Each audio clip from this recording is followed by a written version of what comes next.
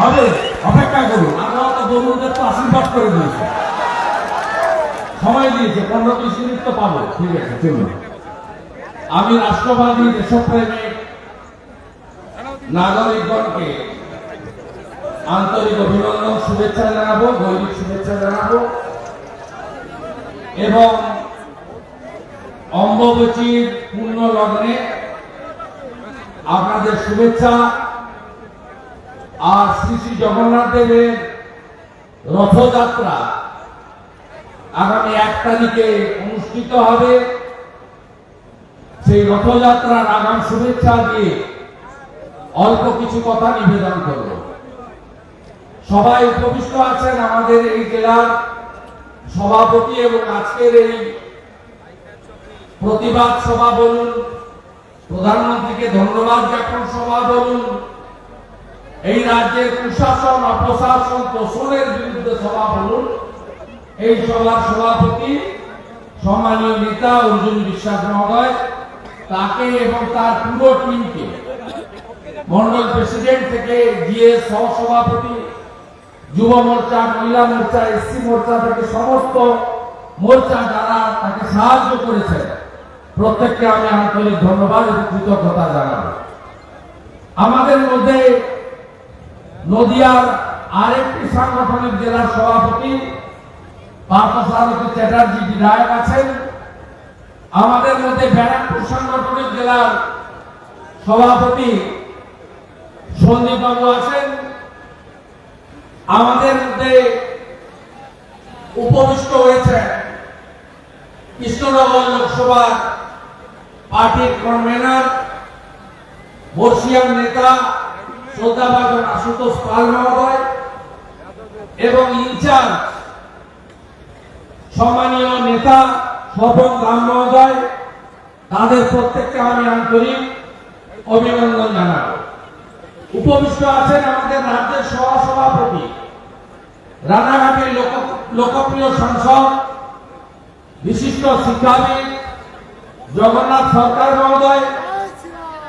আমাদের মধ্যে উপবিষ্ট আছেন আমাদের রাজ্যের পার্টির অন্যতম নেত্রী, বসিরহাট সাংগঠনিক জেলার ভারপ্রাপ্ত নেত্রী ডক্টর অর্চনা মজুমদার, আমাদের বিধায়ক এবং পঞ্চায়েত মেম্বার থেকে এমএলএ, পার্টির সঙ্গে দীর্ঘদিন যুক্ত সম্মানীয় অসীম বিশ্বাস, আমাদের বনগাঁ জেলার বপুয়া মহাসংঘের সভাধিপতি এবং বনগাঁর অন্যতম বিধায়ক সম্মানীয় অশোক কীর্তনিয়া, আমাদের উদ্বাস্তু আন্দোলনের নেতা, বিধায়ক এবং কবি, যিনি শুরুতেই আপনাদের সকলের মধ্যে সনাতনের সংস্কৃতিতে জাগরণ ঘটিয়ে দিয়েছেন, আমাদের অসীম সরকার মহোদয়, তাকে ধন্যবাদ জানাই।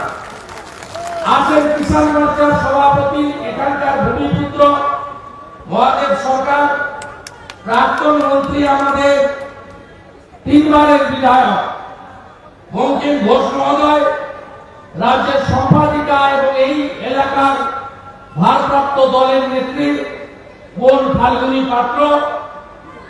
আমি স্বপন দাস আশুপাত্রার নাম বলেছি, সন্দীপ বাবুর নাম বলেছি, আমাদের আরেক বিধায়ক অম্বিকা রায় সুপ্রিম কোর্টের আইনজীবী আছে।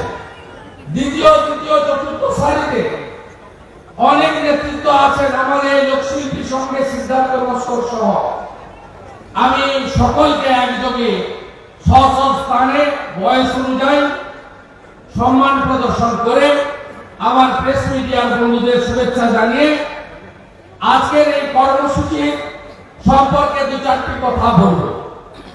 একদিকে আমাদের 8 বছরের প্রধানমন্ত্রীর সুশাসন, তার যে গোটা ভারতবর্ষব্যাপী সাধারণ মানুষের কল্যাণে দেশকে বিশ্বের সর্বোচ্চ জায়গায় নিয়ে যাওয়ার চেষ্টা, তার জন্য ভারতীয় জনতা পার্টির পক্ষ থেকে গত 31শে মে থেকে 8 বছরের সুশাসনে প্রধানমন্ত্রীজিকে ধন্যবাদ জানিয়ে আমরা সভা, সমিতি, মিটিং ইত্যাদি করছি।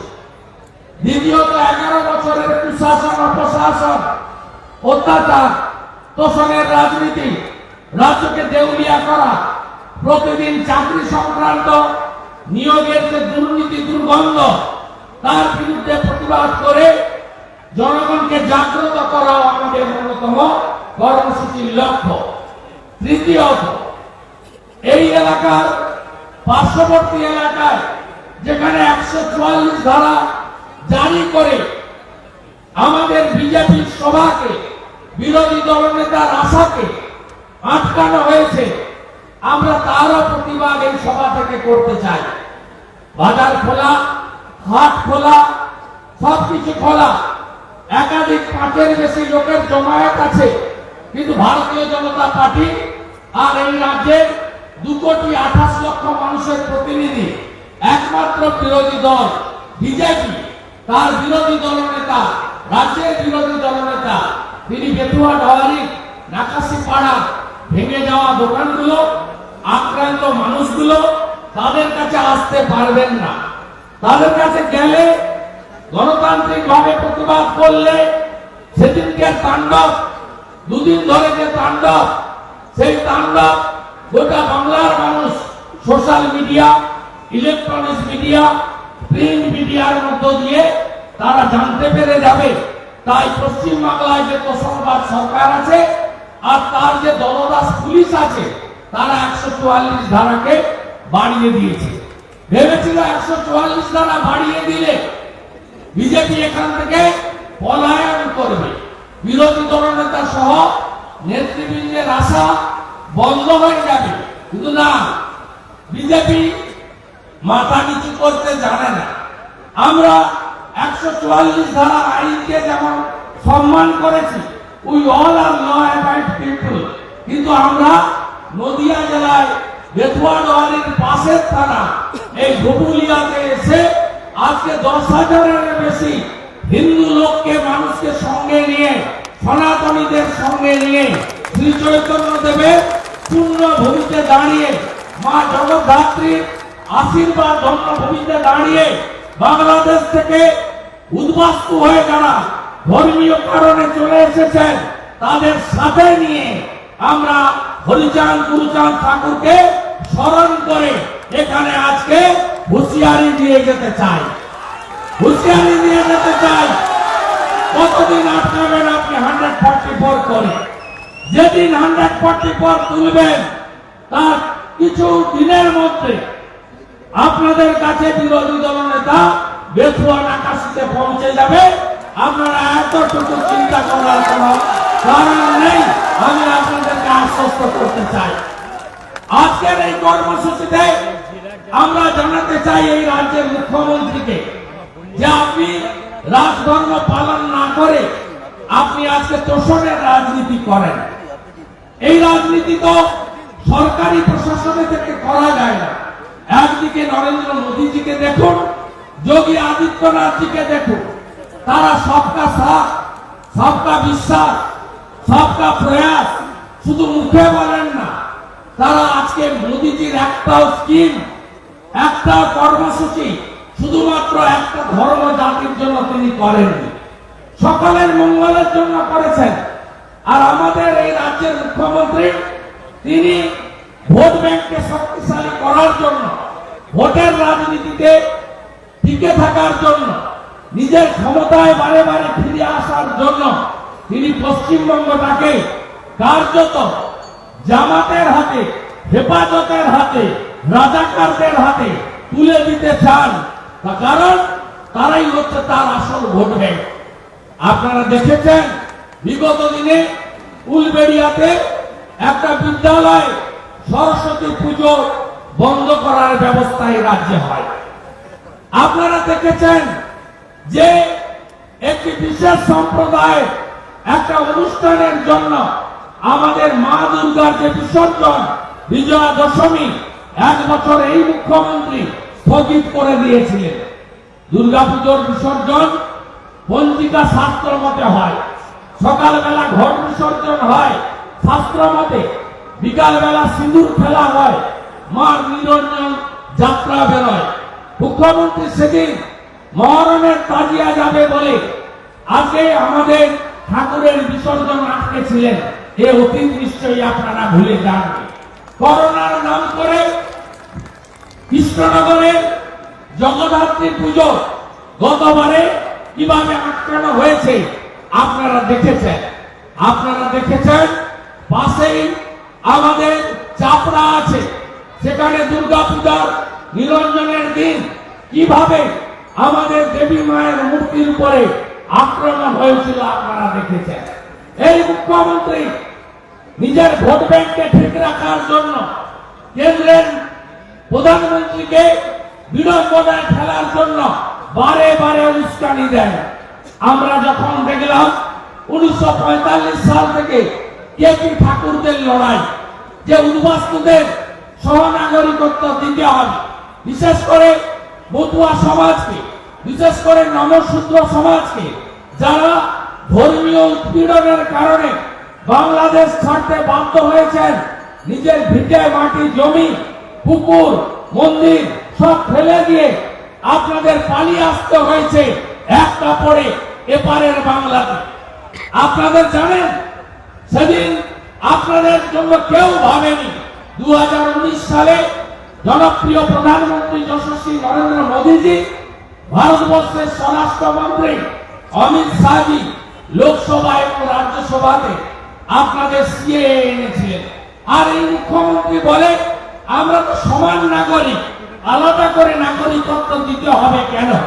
আপনারা নদিয়া জেলার মানুষ, আপনারা জানেন যখন আপনারা এই রাজ্যে তো কাজ পাওয়া যায় না, বিদেশে কাজের জন্য যান ভিসা করার জন্য, পাসপোর্ট বানানোর জন্য, যখন কেউ কোনো চাকরি পান, একটা দুটো চাকরি, তখন আপনার যখন পুলিশের ক্লিয়ারেন্স লাগে, সেই সময় আপনাকে কি বলা হয়? ৭১-এর আগে দলিল তোমাকে দেখাতে হবে। আপনারা কেউ ৭১-এর আগে দলিল দেখাতে পারেন না। তখনই আপনারা বুঝতে পারেন ভারতবর্ষে যারা ৭১-এর আগে থেকে আছে, স্বাধীনতার আগে থেকে আছে, তাদের সঙ্গে আপনাদের তফাৎটা কোথায় হয়ে যাচ্ছে। এই দাবি কপিল কৃষ্ণ ঠাকুররা ৪৫ সাল থেকে তুলেছে। পরবর্তীকালে মতুয়া মহাসংঘের সভাধিপতি শান্তনু ঠাকুররা এই দাবি উচ্চগ্রামে নিয়ে গেছেন এবং আমাদের যশস্বী প্রধানমন্ত্রী স্বরাষ্ট্রমন্ত্রী সিএএ করে দিয়েছেন। সিএএতে কাউকে তাড়ানোর কথা বলা হয়নি, কিন্তু নাগরিকত্ব দেওয়ার কথা বলা হয়েছে। আর এই পশ্চিমবাংলার মুখ্যমন্ত্রী সেদিন কলকাতায় সিটির মোড় থেকে শ্যামবাজার হেঁটেছিলেন, সিএএ মানি না। তারপরেই আগুন জ্বলেছিল। আপনারা দেখেছেন সিএএ নিয়ে কিভাবে বেলডাঙ্গা স্টেশন জ্বালানো হয়েছে, রেজিনগর স্টেশন জ্বালানো হয়েছে, হাজারদুয়ারি এক্সপ্রেস পুড়িয়ে দেওয়া হয়েছে। কতদিন ট্রেন বন্ধ ছিল, কতদিন ওই রাজ্যের পশ্চিমবঙ্গ ছিল। ঠিক একইভাবে নুপুর শর্মার ইস্যু নিয়ে এই মুখ্যমন্ত্রী সকালবেলা টুইট করে এই বাংলায় প্রথম উস্কানি দিলেন বাংলাতে। তারপরে NH4 হাওড়াতে অবরোধ করা হলো 13 ঘন্টা ধরে এবং 4 দিন ধরে মিছিলের নামে পুলিশের সামনে কোথায় হয়নি বলুন? রেজিনগরের শক্তিপুরে বেছে বেছে হিন্দু বাড়ি, হিন্দু দোকান জ্বালানো হয়েছে, হ্যাঁ কি না? বেলডাঙ্গাতে থানায় পাথর সকেট বম ছড়া হয়েছে, হ্যাঁ কি না? নাকাশিপাড়া ভেটুয়া ধরি 21টা দোকান আজকে নাকাশিপাড়ায় লুট হয়েছে, ভাঙচুর হয়েছে। আমি বক্তব্য শেষ করার পরে এই 21 জনের হাতে ভারতীয় জনতা পার্টির পক্ষ থেকে ক্ষতিপূরণ দিয়ে যাবে। যাদের বড় অ্যামাউন্ট আছে 50% বেশি, যাদের ছোট ছোট চায়ের দোকান 5,000-7,000 ক্ষতি হয়েছে, তাদেরকে পুরোটাই আমরা বিজেপির পক্ষ থেকে দিয়ে যাব। আর 3টে জিনিস আমি তাদের হাতে তুলে দেব, 3টে জিনিস তুলে দেব। একটা দেবী মা দুর্গার ছবি, একটা মূর্তির ছবি দেব, বলবো দোকানে রাখবে, মাকে স্মরণ করবে। সঙ্গে দেব একটা করে গীতাটা দেব, যাতে কোন রকম ভয় না পেয়ে গীতাকে সামনে রেখে, যে গীতাকে সামনে রেখে ক্ষুদিরাম বসু জীবন মৃত্যুকে পায়ের বৃত্ত করে আত্মবলিদান দিয়েছিলেন, সেটা দেব। আর একটা করে শাঁখ দিয়ে যাব, একটা করে শাঁখ দিয়ে যাব।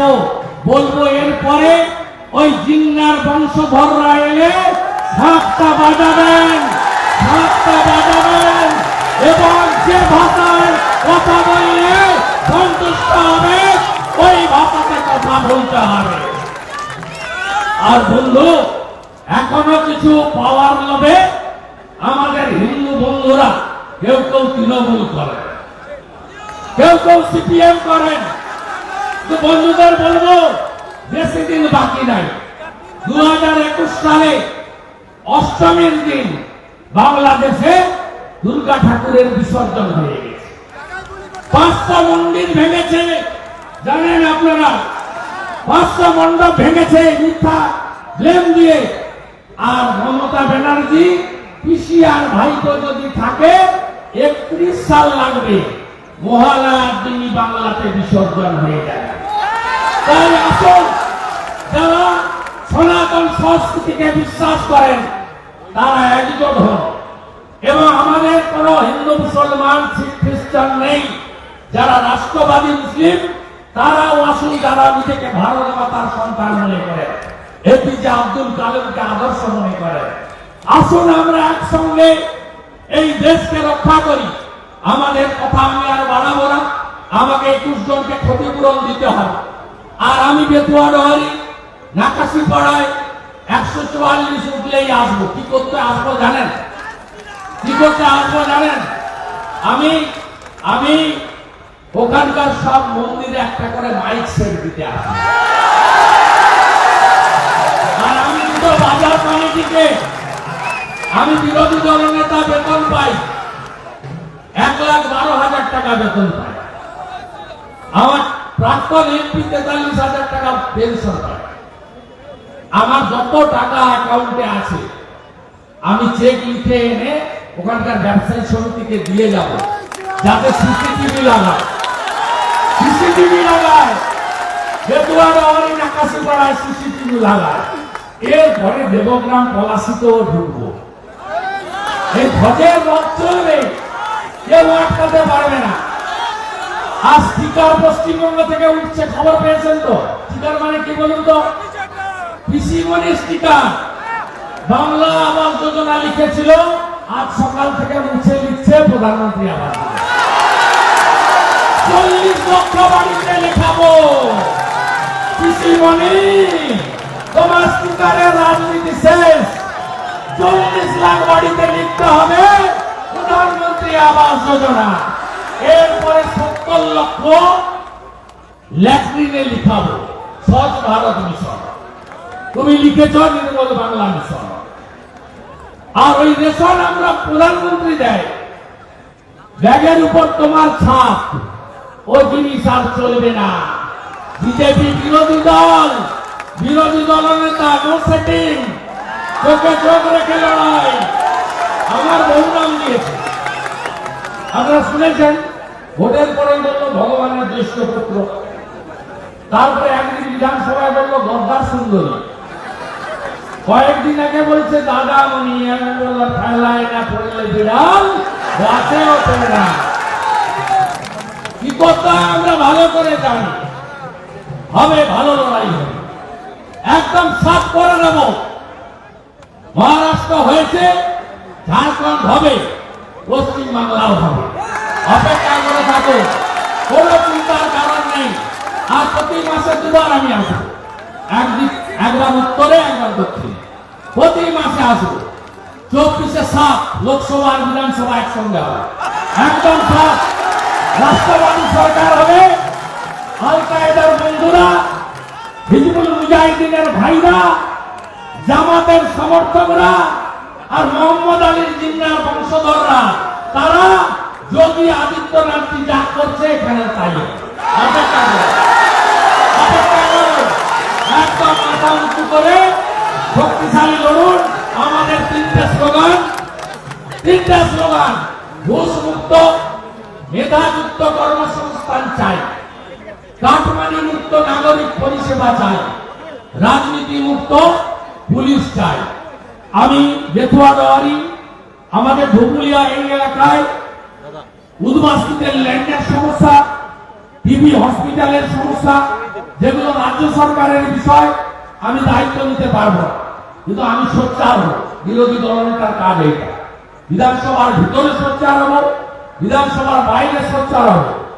আর যেগুলো সেন্ট্রাল গভর্নমেন্টের, যেমন এখানকার উদ্বাস্তু ল্যান্ড সেন্ট্রাল গভর্নমেন্টের, উজ্জ্বল বাবু মাতব্বরি করেন, এগুলো করতে দেবে না। এই যে বাংলা আবাসের নাম এখন প্রধানমন্ত্রী আবাস লিখছে, এখানে আড়ারের জমিও আমাদের, আমরাই আপনাদের হাতে অধিকার তুলে দেবো। আর শুনে রাখুন, সিএ ইমপ্লিমেন্টেশন খুব তাড়াতাড়ি হবে, খুব তাড়াতাড়ি হবে।